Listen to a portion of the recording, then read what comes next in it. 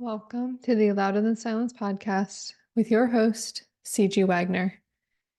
This podcast is an extension of the programs we do at LTS to support survivors of sexual violence with long-term care, community, and resources, all at no cost to participants.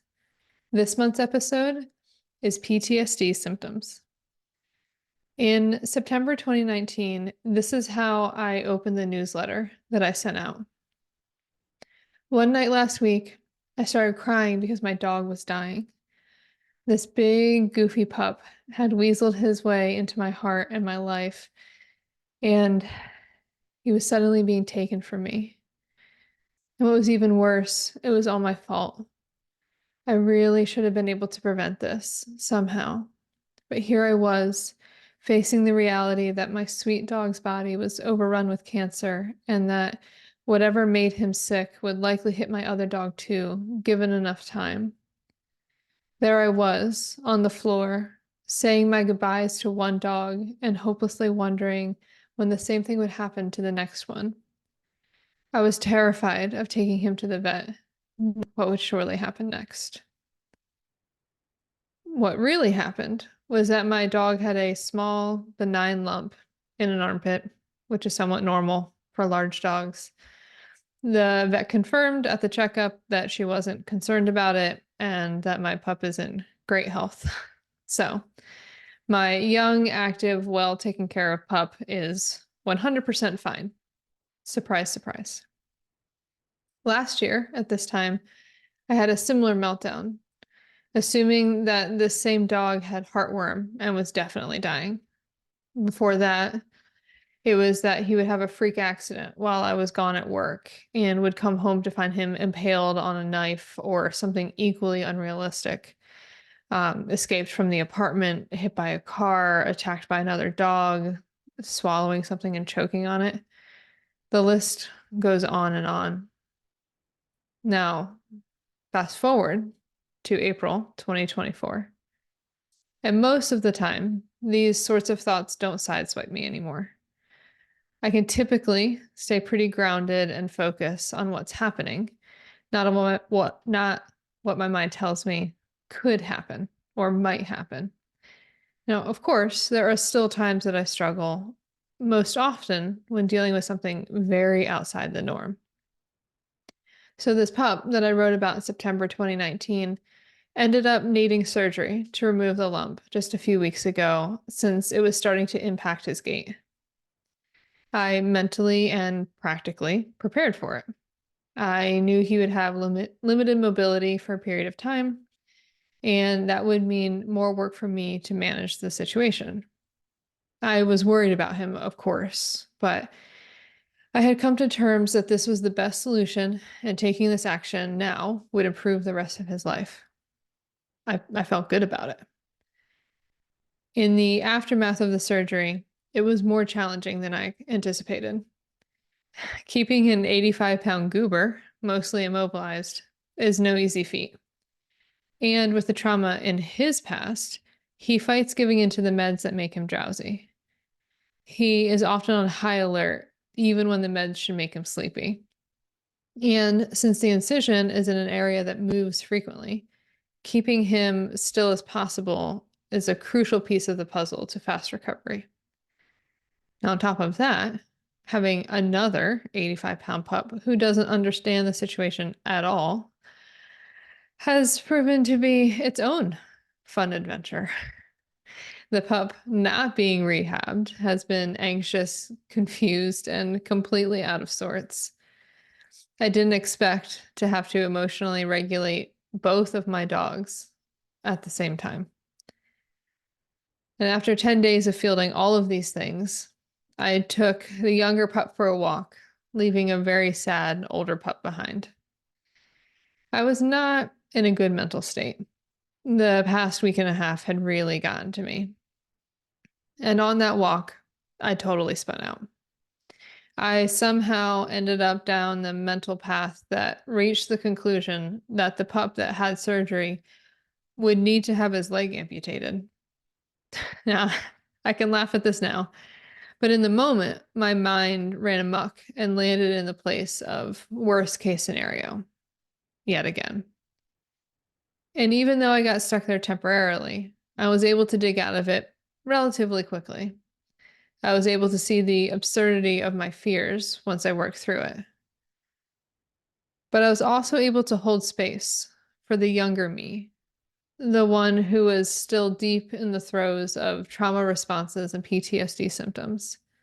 That version of me constantly lived in a state of expecting things to go wrong in the worst way possible.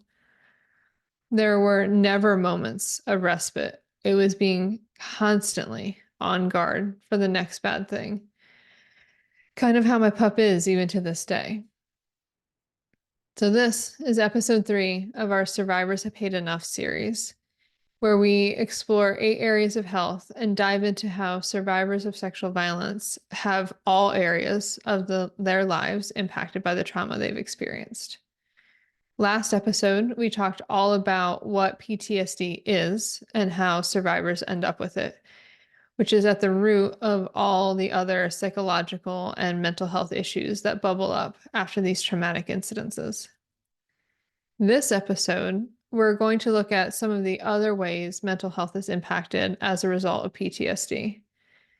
We're going to look at the prevalence of nightmares and flashbacks, catastrophizing and feeling an impending sense of doom, and harmful or unsettling fantasies.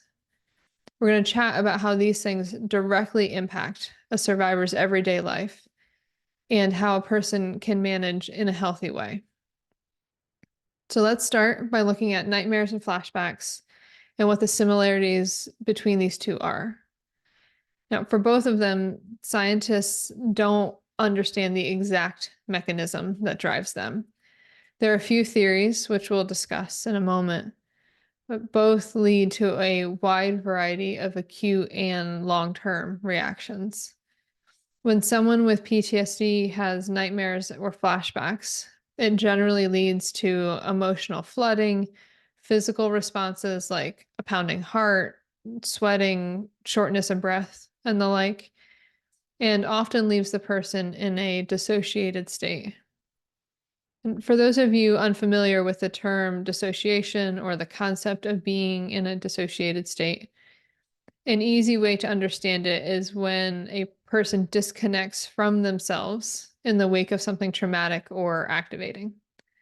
Essentially, the person's brain and body are not communicating with each other, and signals from one to the other are not recognized. If you've ever received really tragic news and then don't remember the drive home afterward, that's dissociating. When it comes to nightmares and flashbacks, having either of these can cause a person to dissociate. And sadly, these effects can last anywhere from minutes to days after the nightmare or flashback. For some people, they barely recover and return to themselves before the next one hits. Especially when the traumatic event is still fresh, a survivor may be in a state of constantly activated from either nightmares, flashbacks, or a combination of both. And one of the big challenges when facing nightmares and flashbacks is that people with PTSD often describe it as feeling like they don't have control of their minds. They're never quite sure when their brains are going to start doing something that they don't want it to do. It's incredibly unsettling to feel like the brain is going haywire without being able to rein it back in. So, what's going on beneath the surface with nightmares and flashbacks? Well, again, scientists don't exactly understand what's going on with either. But nightmares seem to be activated when the brain enters the type of sleep where memories typically would be stored. This is the phase of sleep where we dream. Each night, the brain goes through the events of the day, decides which memories should be kept and which should be discarded. And of the ones kept, the brain also decides if it will be a short, medium, or long-term memory. However, we do also know that trauma does not get stored as memories initially. It stays active in the brain as though it is happening in this present moment. This means that in a dream state, the brain comes upon the trauma and is trying to process it. So each night, the brain is trying to make sense of something that it deems as a threat. This is what gets translated into nightmares. The brain is trying to sort through something as it typically does through dreams. Only this particular thing is devastating and traumatic. Some survivors have nightmares about a specific event or events that they lived through, while for others, they have nightmares that seem totally disconnected on the surface. For example, I had recurring nightmares for years about a T-Rex ripping off the roof of my house and trying to eat me. And on the surface, that may even seem funny. But what my brain was trying to process was that I didn't feel safe in my home and that there was a monster who was going to devour me at any point. That was the trauma that my brain struggled to get past.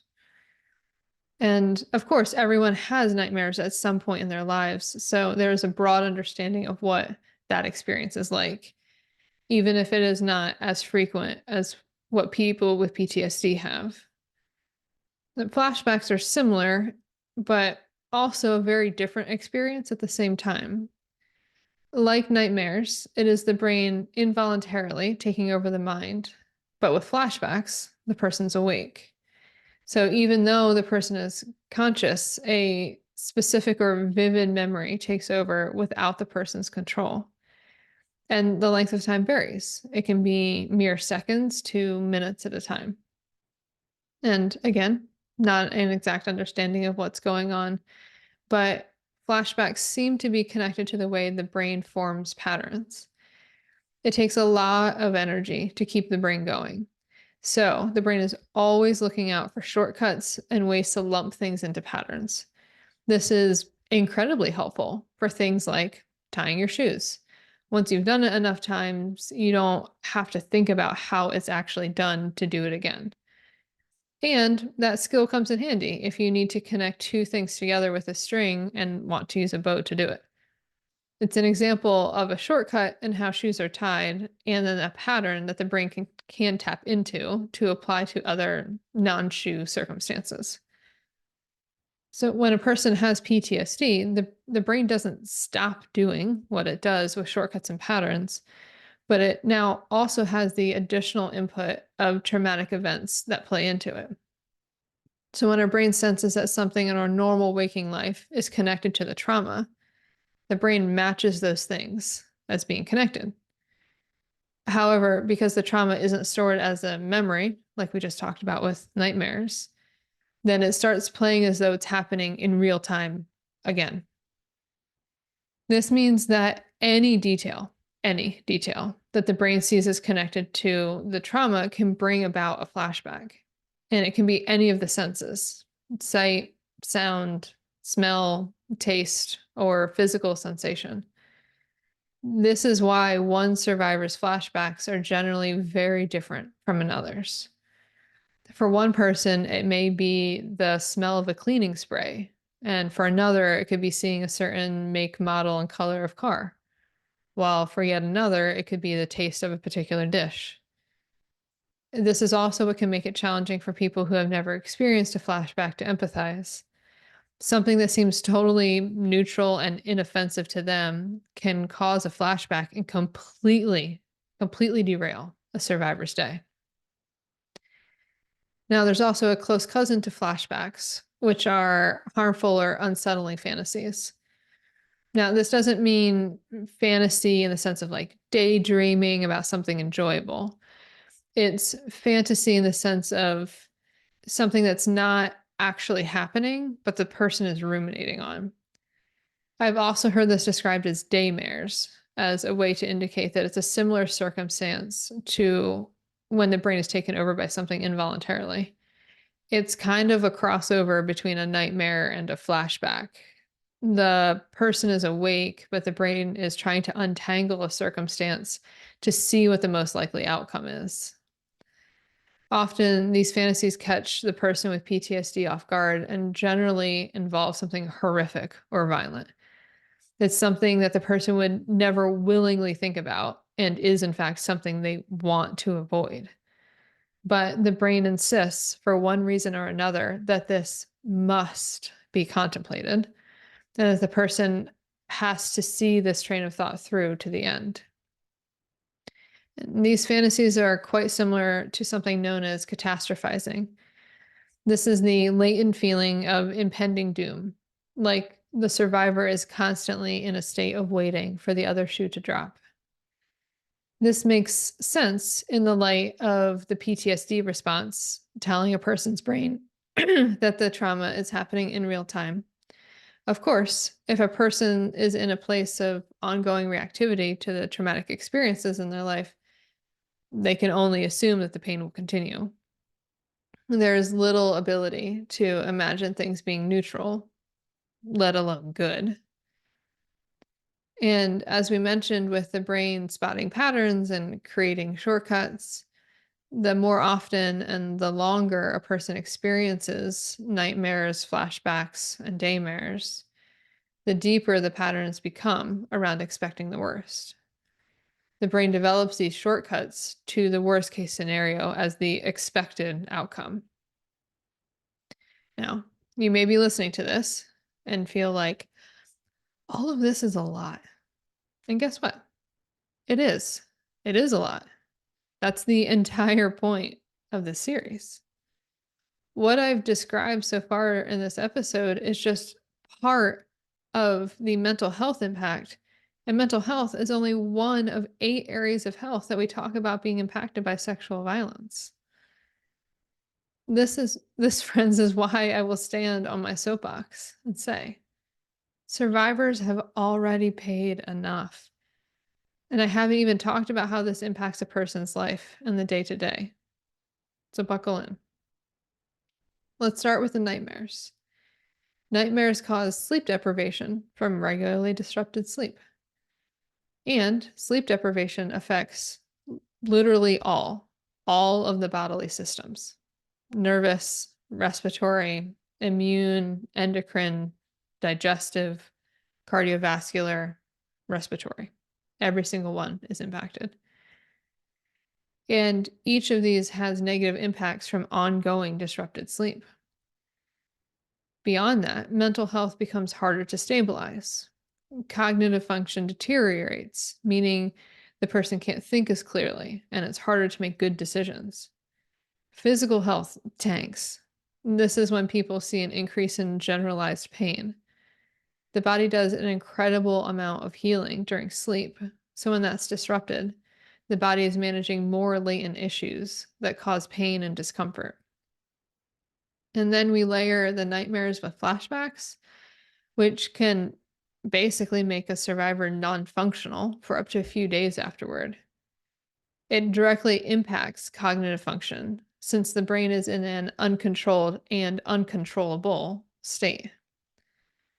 Flashbacks also limit being able to regulate emotions after the emotional flooding, as well as being able to regulate physical responses, like the breathing and the heart rate. Flashbacks create many more hurdles in planning your life when you don't know if you'll be incapacitated by something that other people think is innocuous. And since this is a full-fledged trauma response, there's generally little ability to explain in the moment what is happening and what you need. It's incredibly isolating.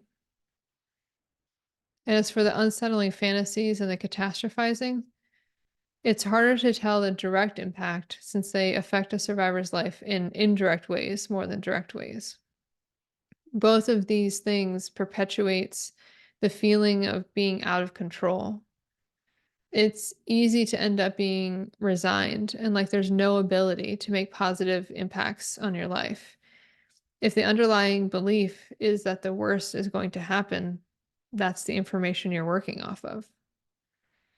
Decisions that the survivor with PTSD makes is made with this mentality in mind, whether or not they realize it. It leads to a sense of hopelessness that the survivor's life can improve. That everything just seems so bleak. And when things feel this desperate, this is when coping mechanisms kick in. No one can stay in that mental state indefinitely without reprieve. So the brain looks for ways to create some space around the difficulties to make it easier to survive the trauma.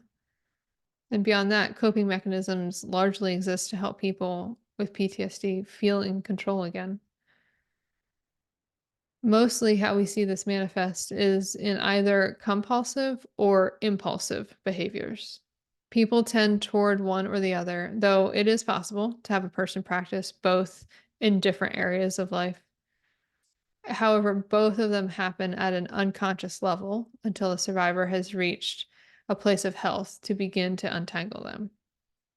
Now, to be clear, coping mechanisms are a healthy response to trauma. It is the way our bodies and brains keep us alive and functioning in impossible circumstances. Part of the healing process is recognizing when the coping mechanisms are no longer serving us and have become unhealthy. And then it is time to set them aside. But back to the matter at hand. When we look at compulsive behaviors, they are the ones that we do unconsciously and repeatedly in order to feel in control. People with PTSD have a much higher prevalence of obsessive compulsive disorder, OCD, than the average population. These coping strategies can be anything that helps reinforce a sense of safety and like things are manageable. This can look like repeatedly checking locks or light switches, only eating certain foods, structuring a routine to be exactly the same every day, things sort of in that vein. These things soothe because they create structure and regularity when things feel out of control. Compulsive behaviors are generally not seen as bad as much as impulsive behaviors because they often seem as like you have structure or discipline that's been implemented in the person's life. In fact, some compulsive behaviors are even praised societally because they are seen as so helpful, despite the fact that it is unconscious behavior on part of the survivor. This reinforces the behavior and can make it even more difficult to undo, even when the person wants to let the coping strategy go. This is very insidious in its own way.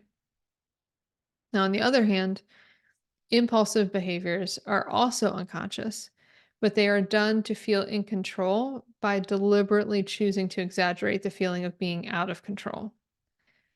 It's the sense of leaning into the chaos because everything already feels like too much.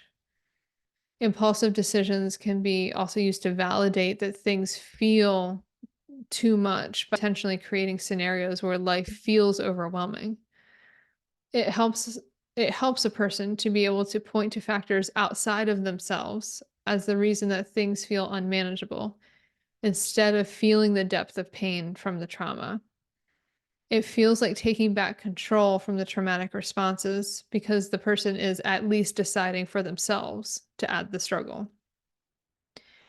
Impulsive behaviors are the strategies that most people tend to think of when they think of coping mechanisms. One of the most common coping strategies for people with PTSD is substance use and abuse as a way to disconnect from the big emotions. But beyond this, impulsive coping mechanisms can be anything from gambling to risky sexual behaviors to binge watching TV. Basically, this is the category of behaviors that are high risk for eventual addictions. But there are also other impulsive coping mechanisms that are common but don't necessarily look like it would fall into this category if looking in from the outside. People attempt to feel in control by adding chaos to their lives around moving or changing jobs, picking arguments with loved ones, uncontrolled spending, things of that nature. It helps for the survivor to be able to point to something as if to say, see, things really are too much, as a way to deflect from what is overwhelming them inside. So now that we've gotten a sense of how a survivor's life is impacted by the mental health components of PTSD, the next question inevitably is, what can I do about it? This may not be intuitive to everyone, so it's worth saying. There's a difference between treating a condition and treating the symptoms of that condition. As an example, Let's say I get a headache every day from staring at my screen too long. Treating the symptoms would look like taking a painkiller every day at the end of the day. Treating the condition would look like getting blue light filter glasses, incorporating more breaks into my day when I'm not looking at a screen, changing the brightness of my screen, etc. Treating the condition prevents the symptoms from happening. Treating the symptoms means that the damage is still there, but now I'm trying to manage the fallout from the damage. And the same is true of trauma. Treating PTSD looks different than treating the symptoms of PTSD. And as much as we can, we want to treat the PTSD itself. This is what will bring long term health and vitality. It won't feel like an immediate alleviation of the symptoms, but creates a foundation of health instead of reactivity. This primarily looks like trauma specific mental health care. Here at LTS, we strongly advocate for EMDR. However, there are other mental health care practices that address PTSD, including CBT and brain spotting. I, and no one else for that matter, can tell you what is the exactly right fit for you. But I can tell you that there are resources out there that treat the PTSD itself and that will lead to a healing of the condition, not just addressing the symptoms. But even while addressing the condition, in the beginning phases of treatment, the symptoms are still there. So, what are the tips for dealing with the effects of PTSD in the meantime? Well, grounding and breathing exercises help as an acute, like in the moment response to feeling unmoored. Longer lasting and wider scope practices that address it would be attending peer support groups like our 12-week workshops. Also, a lot of people with PTSD have success with using things like sensory deprivation floats to manage physical symptoms. Generally speaking, any practices that help you stay connected to yourself and in the present moment are useful. It can be doing a puzzle, journaling, creating art, yoga, dance, you name it. The more connection that exists, the easier the symptoms will be to manage. But again, it is worth saying that without addressing the condition of PTSD itself, the symptoms will linger for a longer period of time. I highly encourage anyone who has PTSD or who has experienced trauma to seek trauma specific mental health care. Now, looking back at this situation with my dogs, it provides me with a clear snapshot into my own healing and how I've changed. But it gives me deep sympathy for my pup who is still dealing with the aftermath of his own trauma after all these years.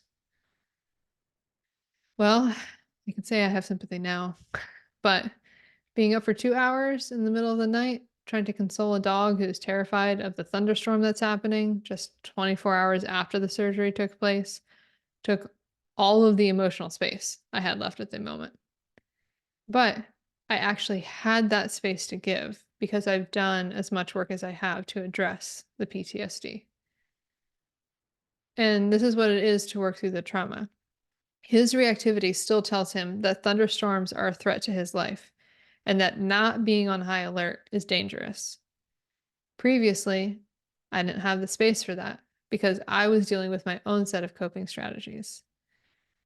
I'm learning to have grace for myself when those coping mechanisms flare up. I no longer assume that it means something is wrong with me or that I am somehow broken. It just means that I'm struggling to manage the situation in front of me. And as my EMDR therapist reminded me repeatedly, life is still overwhelming sometimes, even when not dealing with trauma. So when those coping strategies do come up, they are shorter lived and significantly less intense. And this is what progress is. There will never be a switch we can flip that automatically removes everything that is tough in our lives, as much as I wish that was the case. It's waking up every day and taking the next step forward. It's having compassion for myself and learning to rebuild. It's holding space for others as they do the same. Friend, if you have experienced sexual violence and are struggling, I'd like to invite you to reach out to us. You are not alone in your journey, and we are here to help you. You have already paid enough. Let's take the next steps together. And thank you for listening to the Louder Than Silence podcast. If you'd like more information about our organization, visit us at louderthansilence.org and sign up for our newsletter, or follow us on Instagram at louderthansilence.org. If you like our work, please consider donating today. And don't forget to subscribe to the podcast for the most current episodes. See you next month.